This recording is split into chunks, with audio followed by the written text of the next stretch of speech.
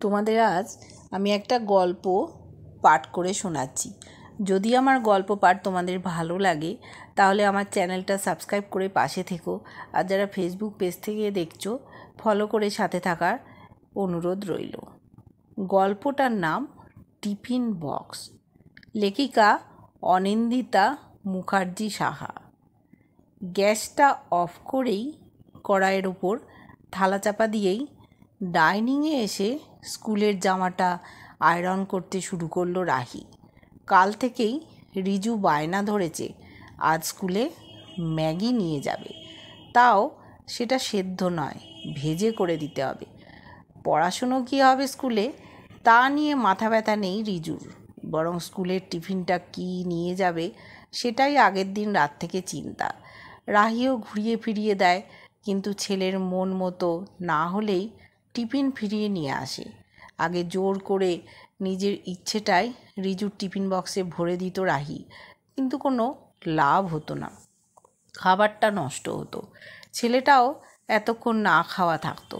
বাচ্চাদের এতটা জেদ সহ্য হয় না রাহি, কিন্তু বুঝলো এভাবে হবে না।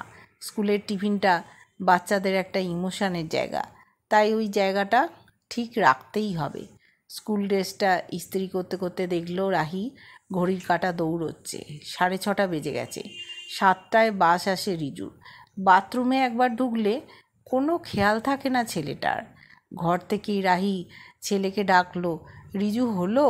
সাথে সাথেই বেরিয়ে এলো রিজু। ড্রেস পরতে পরতে দেখলো মা টিফিন বক্সে টিফিন গোছাচ্ছে। উকি দিয়ে দেখার চেষ্টা করছে রিজু, কিন্তু পারছে না। রাহি বুঝতে পেরে টিফিন বক্সটা এনে দেখালো ছেলেকে। দেখেই আনন্দে লাফিয়ে উঠল রিজু। ঢাকনা আটকাতে গিয়ে দেখলো ঢাকনার ওপরের ছোট্ট ভীমও খুব হাসছে। যাক, ওরা খুশি হলেই রাহি খুশি। রিজু বেরিয়ে যেতেই চাটা নিয়ে বসলো রাহি। 0.5 ঘন্টার বিরতি, এরপর রাতুল বেরোবে 8:30টায়, তারপরেই রাহি। রাতুলের অবশ্য টিফিনের ঝামেলা নেই, ভাত খেয়ে বেরোয় আর টিফিন অফিস থেকে দেয় ওকে। রাতুল টিফিন নেয় না বলে রাহিরও টিফিনের ঝামেলা নেই। ওটস, ছাতু, মুড়ি এসব দিয়ে চালিয়ে নেয়। মাঝে মাঝে গলা দিয়ে নামতে চায় না ওগুলো, তাও কোনো রকমে গিলে নেয়। এত কাজের মধ্যে দুটো কাজ কম করার জন্য এটুকু ও খেতেই পারে।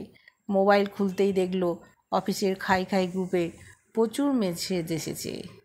এই একটা গ্রুপ, এখানে কে কী টিফিন আনবে সেটার প্ল্যান করা হয়, আর সকলে মিলে এই গ্রুপটি খুলেছে যারা খেতে ভালোবাসে।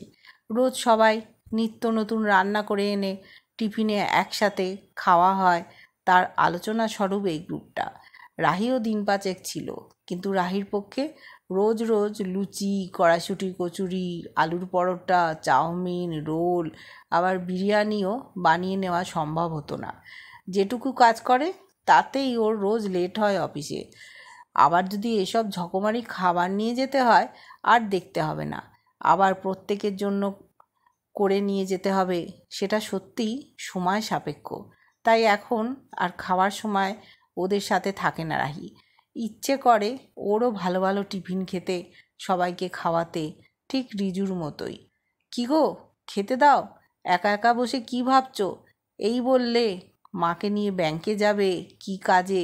রাহি মুখ তুলে দেখলো রাতুল পুরো তৈরি হয়ে এসেছে, খালি খাবে আর বেরোবে। এই এক সমস্যা, একবার বিশ্রামে বসলে উঠতে ইচ্ছে করে না। সত্যি আজ রাহি নিজের মাকে নিয়ে ব্যাংকে যাবে, তাই রাতুলকেও বলেছিল তাড়াতাড়ি খেয়ে নিতে, কারণ ও তাড়াতাড়ি বেরোবে। ব্যাংক হয়ে তারপর অফিসে যাবে। রাহি দেখলো 7:45 বাজে। তাড়াতাড়ি উঠে ভাত বেড়ে দিল রাতুলকে। এই সময় এক তরকারি ভাত খেয়েই বেরোয় ওরা। ঘড়ির যা সময়, আজ মনে হচ্ছে ভাত খেয়ে যাওয়ার সময় হবে না রাহির। আসলে সকালে একদম ভুলে গেছিল মায়ের সাথে যাওয়ার ব্যাপারটা। রাতুল ভাত খাচ্ছে, সেই ফাঁকেই নিজের টিফিন বক্সে একটু খই ভরে নিল রাহি। টক দইটা ফ্রিজ থেকে বের করে ভরে নিল ব্যাগে, আর রাতুলেরটা খাওয়ার পাতেই দিয়ে দিল। রিজু আর সুমিদিরটা তুলে রাখলো। রিজু যখন ফেরে তখন সুমিদি ওকে নিয়ে একদম ঢোকে বাড়িতে। সারাদিন ওর দেখাশুনো করে ফেরে রাতে। রাহির ফেরার পর টক দই আর খই দেখেই বিরক্ত লাগলো, কিন্তু কিচ্ছু করার নেই। অফিসের সবাই বলে রাহিদির ফিগারটা ফাটাফাটি, আসলে মেপে খায় বলেই এরকম। এটা মনে পড়ার পর যেন রাগটা একটু কমলো। কামিজটা পরে লেগিংসটাও গলিয়ে নিল পায়ে। পেটটা টনটন করছে। কড়া ভাতও খাওয়ার সময় হলো না। মাকে বলেছে রাহি ঠিক 9টার মধ্যে ঢুকবে মায়ের ওখানে, তখন না বসলে ওরও ভাত খাওয়া হয়ে যেত। যাক, যে বেরিয়ে কেক কিনে খেয়ে নেবে। মা ঠিকই বলে, মেয়েরা বড্ড উদাসীন নিজেদের নিয়ে। সত্যি কথাটায় কই রাতে তো কখনো এরকম হয় না, তখন জমিয়ে খাওয়া দাওয়া হয়। আসলে রাতুল, রিজু সবাই একসাথে খায় ওরা। রাতুল অনেক দিন বলেছে রিজুর সাথে নিজের টিফিনটাও করে নিতে পারো, কিন্তু অত সকালে উঠে ঘুম চোখে ছেলেরটুকুই কোনো রকম করে দেয়। এরপর আবার নিজেরটা ভাবলেই জ্বর আসে। বেঁচে থাকুক আমার খই আর ওটস, মনে মনে বলল রাহি। মা, হলো তোমার?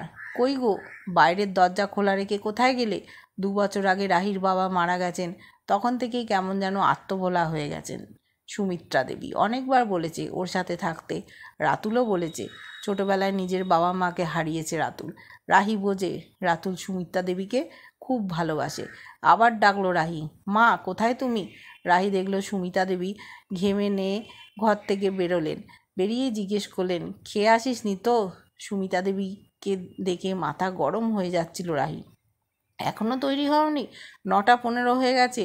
ব্যাংকে যাবে, সেখান থেকে অফিস। রাহি কিছু বলছে না দেখে সুমিতা দেবী রান্নাঘর থেকে রুটি আর আলু ভাজা প্লেটে করে এনে দিল রাহিকে। প্লেটটা দেখি মন ভালো হয়ে গেল রাহির। কত দিন গরম গরম রুটি আলু ভাজা খায়নিও। আলু তো রান্নায় দেয়ই না। রাতুলের সুগার ছুঁই ছুঁই। প্লেটটা হাত বাড়িয়ে নিল রাহি। তারপর বলল, তুমি খেয়েছো?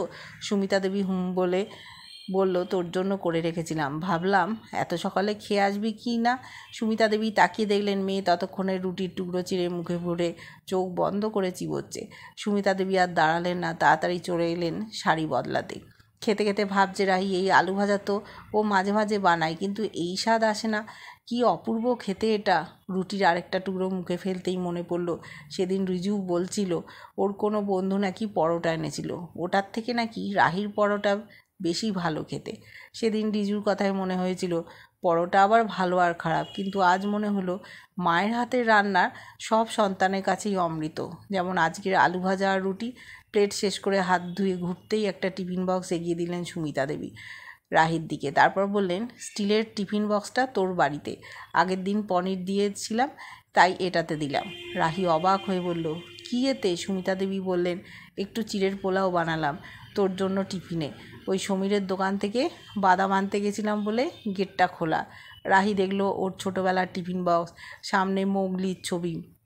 এখনও যেমন ছোট ভীম, তেমনি রাহির ছোটোবেলা কেটেছে এই মোগলির সাথে। কত বায়না করে এটা কিনেছিল তখন রাহি ক্লাস 3। কত যত্ন করে মায়েদের টিফিন বানিয়ে দিত। স্কুল যাওয়ার আগে ঠিক একবার খুলে দেখে নিত টিফিন বক্সটা। ওর কোনো বায়না ছিল না রিজুর মতো, কিন্তু যত্ন ছিল। তাই তো আজও কী সুন্দর টিফিন বক্সটা আছে। যত্ন অবশ্য মায়ের বেশি, না হলে আজ এত বছর পর এটা পাওয়া যেত না। রিজু এখন ক্লাস 2। ওর নার্সারির জিনিসপত্র কোথায় আছে রাহি বলতে পারবে না, খুঁজতে হবে অনেক।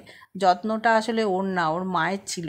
তাই না আজ আবার ছোটোবেলার গন্ধ পাচ্ছে। সুমিতা দেবী জুতোটা পায়ে গলাতে গলাতে বলল, চল রে এবার। রাহি টিফিন বক্সটা খুলে চামচ ভরে চিড়ের পোলাও তুলে মুখে নিল। তারপর বলল, দারুণ হয়েছে মা। সুমিতা দেবী খুশি হয়ে বললেন, ভালো হয়েছে? সবটা খাবি কিন্তু। কিছু জিনিস সময়ের সাথে পরিবর্তন হয়ে গেলেও কিছু জিনিস একদম আগের মতো থেকে যায়। এই যেমন সুমিতা দেবী ছোটোবেলাতেও একইভাবে বলতো, ভালো হয়েছে, সবটা খাবি কিন্তু। পুরনো ছবিগুলো চোখের সামনে ফিরে আসতেই মনটা ভালো হয়ে গেল রাহির। ছোটোবেলায় মায়ের তৈরি খাবার বন্ধুদের সাথে ভাগ করে খেত, আজও খাবে। তাড়াতাড়ি হোয়াটসঅ্যাপ খুলে খাই খাই গ্রুপে লিখল, আজ তোদের সাথে খাবো। সাথে সাথে হাসির মুখে ভরে গেল মেসেজ বক্স। রাহি দেখল মোগলিও হাসছে, ঠিক সকালে ছোট ভীমের মতো। আসলে নিজের হাসি খুশি থাকলে আশপাশের সবাইকে খুশি লাগে, সবটাই সুন্দর লাগে। এইটাই নিয়ম। রাহি বুকে জড়িয়ে নিল মোগলিকে, মায়ের ভালোবাসাকে, নিজের ছোটোবেলাকে, টিফিন বক্সটাকে। কেমন লাগলো জানিও। ভালো লাগলে সাথে থেকো। সকলকে অনেক অনেক ধন্যবাদ আর ভালোবাসা। তোমাদের আজ আমি